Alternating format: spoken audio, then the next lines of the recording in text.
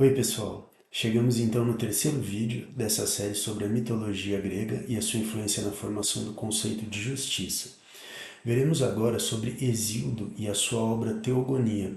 Vimos que a mitologia era transmitida pela tradição oral desde o berço do cidadão até a sua vida adulta, pela voz dos poetas, e em um determinado momento a atividade literária cuidou de reunir essas histórias e catalogá-las de uma maneira um pouco mais simples. Hesíodo, em sua obra Teogonia, ele fixa a gênese dos deuses de uma maneira bastante similar ao que a gente encontra na Bíblia, quando se apresenta a geração dos homens desde Adão e Eva. Hesíodo ele teria vivido ali entre os séculos VIII e VII a.C., teria sido um simples camponês, um pastor, e ele recebeu essa obra, teoricamente, estamos aqui em um contexto mítico, tá? Eu não vou entrar em detalhes com relação às dúvidas que nós temos na mitologia. Prefiro ficar com a base para que depois, quando a gente for entrar nas histórias de super-heróis, a gente consiga acessar facilmente esse conhecimento. Tá? Mas considerando a existência de Hesíodo, ele teria sim recebido diretamente das musas a inspiração para escrever essa obra então intitulada Teogonia. Isso enquanto ele pastoreava ali as suas ovelhas. Essa obra Teogonia é um poema didático e retrata ali a gênese dos deuses, explorando ideias como o surgimento de uma ordem cósmica, de uma lei e de uma justiça divina. Vamos falar um pouquinho agora sobre as diferenças entre teogonia e cosmogonia. Teogonia é a junção de Theo, que vem de Theos, que é Deus, e gonia, que vem de Gigneste, que é nascer, significando então o nascimento ou a origem dos deuses. Já a cosmogonia significa a origem ou o nascimento do cosmos, ou seja, da ordem cósmica.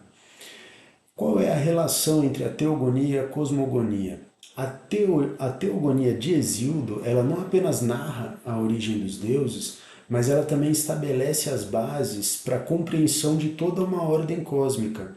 Ela traz a evolução dos deuses desde o predomínio do caos, que é o primeiro deus, a massa informe, cujas gerações representariam então a origem das forças fundamentais do universo.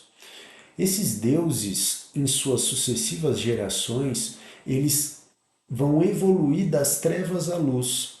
Vocês vão ver o ponto máximo dele é quando eles chegam ali nos deuses do Olimpo e a expressão máxima dessa luz que seria trazida pelos deuses vem com o surgimento de Zeus.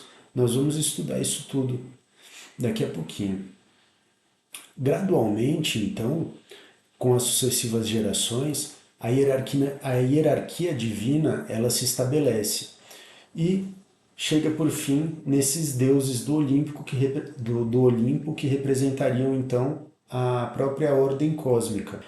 As musas que teriam influenciado então Hesíodo são filhas de Mnemosina.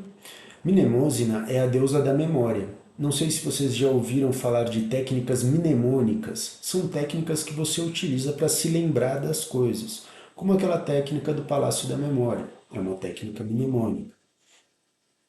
E ela é filha de Mnemosina, elas são filhas de Mnemosina e de Zeus, representando então a união da inspiração divina com a memória. Disse que aqueles que são honrados pelas musas, eles recebem o dom da eloquência.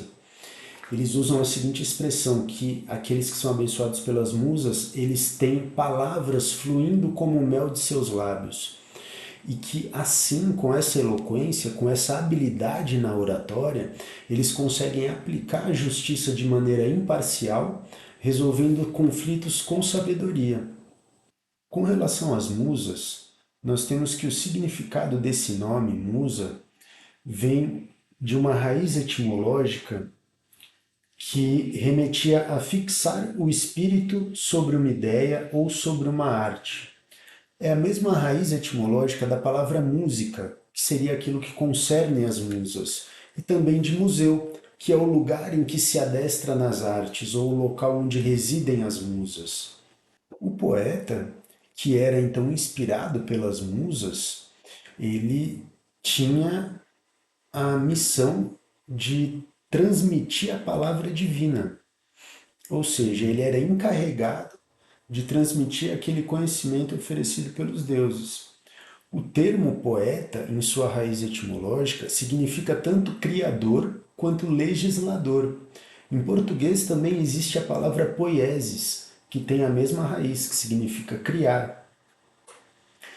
O poeta, ele é alguém inspirado divinamente para transmitir a serviço das musas esse conhecimento divino.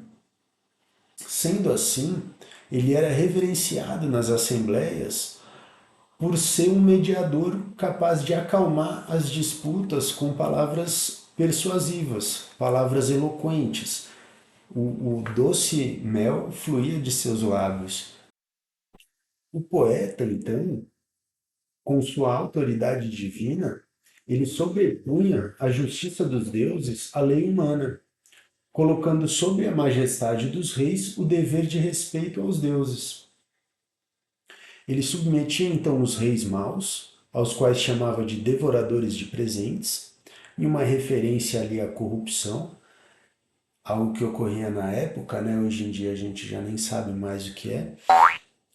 E, por outro lado, embora ele submetesse esses reis maus às leis divinas, ele aclamava também os reis bons, aqueles que distribuíam a justiça divina com imparcialidade e retidão. A bibliografia utilizada aqui foi Junito de Souza Brandão, Mitologia Grega, volume 1, a obra Teogonia, de Hesíodo, e a História da Filosofia, Filosofia Pagã Antiga, de Giovanni Reale. Tá bom? Eu agradeço a vocês pela atenção e até o próximo vídeo.